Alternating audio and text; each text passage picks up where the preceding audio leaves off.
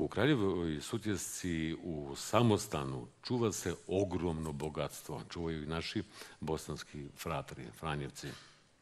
I Kraljevski dvor i kralj Tvrtko je u njemu živio. Dakle, treba obnoviti. Postoji ta maketa u detaljima precizna kako je dvor izgledao. Dvor pod šindrom, skroman, bosanski, kakvi su vam bili i kraljevi. Skromni, ali moćni. Moćni sve do momenta, pazite paralele, kada ih velike zapadne sile lome i tako oslabljene ruše i predaju Osmanlijama. Bobovac i Kraljeva Sutjeska su udaljeni 12 km, u stvari su jedna cijelina. Gore su bile palače, a u Kraljevoj Sutjesci je bila ovakva. I evo je ovdje palača. Inače, Kraljeva Sutjeska to je naziv koji su dali Austro-Ugari, a u stvari pravo ime je Kurija Bani, dakle Banski dvori. Ovdje vidimo na mozaiku da piše Kurija Bani Regis, znači Banski dvori i dvori kraljice. Ovo je crkva Svetog Grgura, njeni ostaci, a iznad nje gore je Kraljev dvor, Kurija Bani. U stvari, to su ostaci moći najmoćnijeg bosanskog kralja Tvrtka. Kraljeva Sutjeska Kurija Bani je u stvari bila administrativno-politički centar tog kompleksa Sutjeske i gore Bobovca. Dakle, Bobovac je bio vojna utvrda, fortifikacija, a ovo je bilo političko-administrativni centar, tako, stolno mjesto naših kraljeva. Dakle, Tvrtkova moć.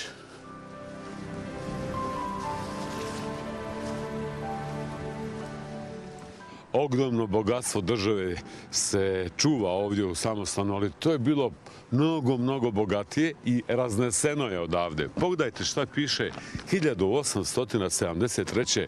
Strossmayer, kako je to divno napisao o tom bogatstvu koje je odneseno.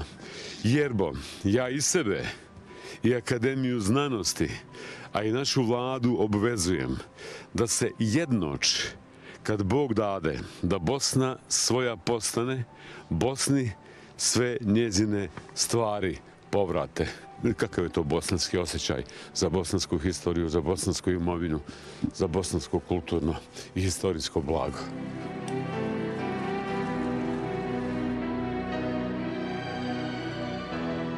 Čiji je to kip? To je kraljica Katarina. A to je radio Josip Marinović iz Zagreba. Dakle, imamo dvije Katarine. Jedna je dole, tako je, vani. Mi bosanski katolici je slavimo kao blaženu. Dakle, ima nekakav, kako bi rekao, oblik religioznog odnosa prema njoj i pobožnosti. Jedna žena koja je imala nekakve velike političke uloge. Ona je bila kraljica majka, dakle nije ona bila, kako bi rekao, suveren. Suveren je bio njezin muž, kasnije sin Stjepana Tomaša, Stjepan Tomašević, ali ona dakle bila kraljica majka. Narod je njoj upisao kad je odlazila da je rekla: "Zbogom ostaje moja Bosna slavna i u tebi do 3 dobra moja", a to je narod učitao. Biblioteka, pa šta, ovdje sve ima. Vama, dakle, nije to ništa nepoznato, barem u Bosni. Dakle, Franjevačka provincija Bosna Srebrna, koja je danas živa i koja vrši svoju misiju od 1291. godine do danas, iako je dakle ta Franjevačka zajednica provincija Bosna Srebrna službeno osnovana 1340. godine. I od tada su Franjevci suputnici bosanske povijesti. Bosna u svojoj kulturnoj dimenziji kompozitna, to znači da ima više komponenti. Orijentalna preko Osmanskog carstva, Bizanska preko pravoslavlja, zapadna evropska preko katoličke crkve, čiji su Franjevci bili jedini predstavnici. I, dakle, vraćajući sa studija, oni bi na prvom mjestu donosili u Bosnu ono što je trebalo za njihovu misiju. Dakle, to su knjige.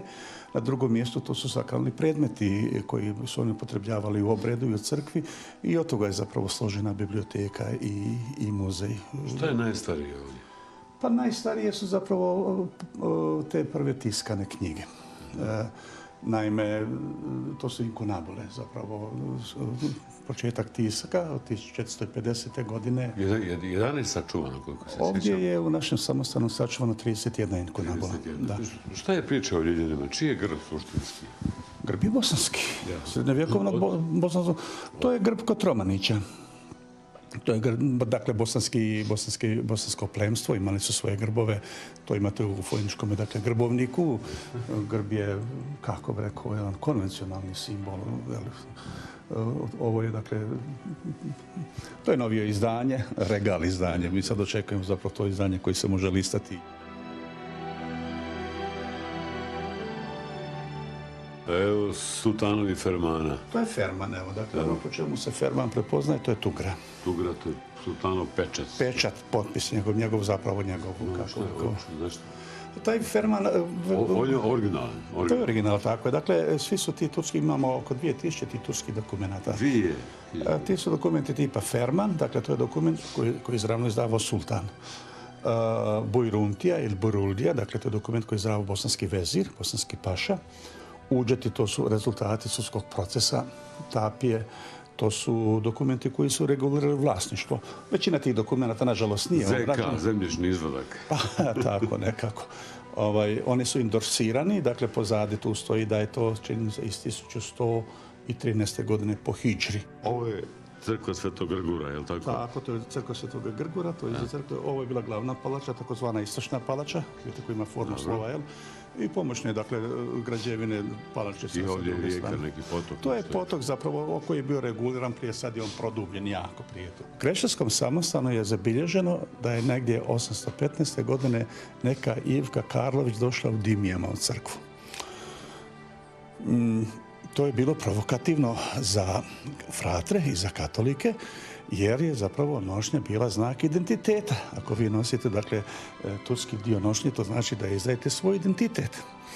A pretpostavljam da je bio i znak drskosti, jer se one zapravo oblače kao što se oblače muslimanski svijet, a one se, dakle, morali razlikovati. Trebali su se bar razlikovati. Ja ne znam, ja samo to sebi zamišljam da ta Ivka Karlović nije ona došla u crkvu u crnim dimijama, niti se njoj dopale crne dimije. Ona je vjerojatno došla u crkvu u elegantnim, dakle, svilenim dimijama koje je vidjela kod djevojaka kreševskih trgovaca, kreševskih zanatlija i ona je takve zapravo dimije htjela nositi. Postoji tradicija koliko je ona točna, ali je simpatična, da su navodno fratri sprečavali katolkinje da nose dimije, jer to nije njihov identitet. Pa da bi one, evo da je ne bi fratar u crkvi grdio, došla u ovo, dakle, svoje nošnje, ova kako je ovo sada, i onda bi obukla, dakle, u nekoj bi kući ostavile dimije, da ne bi fratar u crkvi grdio, onda poslije emisije bi opet obukla dimije. Ali Ivka je ušla u crkvu. Dobro, to je sad ta Ivka je bila. Postoji pošalica koja kaže: ide jedna, ja mislio dvije, to Vlahinja obukla dimije. Dakle, malo tamo, malo... Ja sam čuo drugo. Ide cura u dimije, a ja mislim idu dvije. Ja, odnosno, je do mene došla taka, dakle, ide jedna, ja mislio dvije. To Vlahinja obukla dimije. Evo, dakle, to je... A to zvučilo pogrdno, tako reći? Pa to je simpatično nama danas, kako je njima zvučilo tada, mi to ne znamo.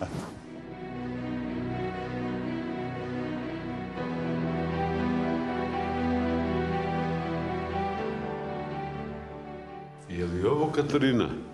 To je Katarina, ali to je jedina kopija. Kako sam prepoznao Katarinu? Da vidiš kako sam prepoznao kraljicu.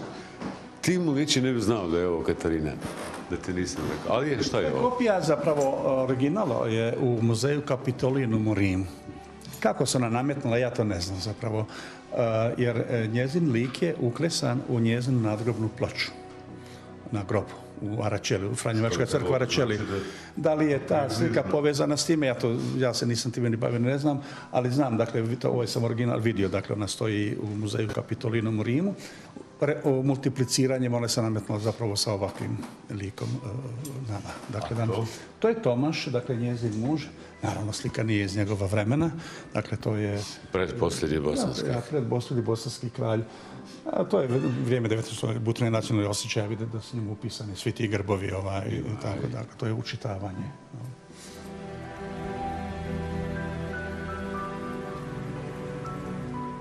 Dakle, kraljica Katarina je živjela ovdje i živjela je na Bobovcu. Inače, ako tako mogu da kažem, Hercegovka. Šćer je herceg Stjepana Kosače, udata za predposljednjeg bosanskog kralja Stjepana Tomaša. U momentu kada je kraljevstvo propalo, ona je bila, tako možemo da kažemo, kraljica majka. Stjepan Tomašević je bio u tom momentu kralj. Čuli smo priču kada su Turci Osmanlije osvajale glavni grad Bobovac i Kraljevo Sutjecku, odnosno Kurija Bani, da je ona jednim konvojem otišla, djeca drugim konvojem i Stjepan Tomašević vjerojatno trećim. Dakle, bosanska kraljica je šćer herceg Stjepana Kostače. Umrla je 1477. godine u Rimu, nikada ne vidjevši svoju djecu.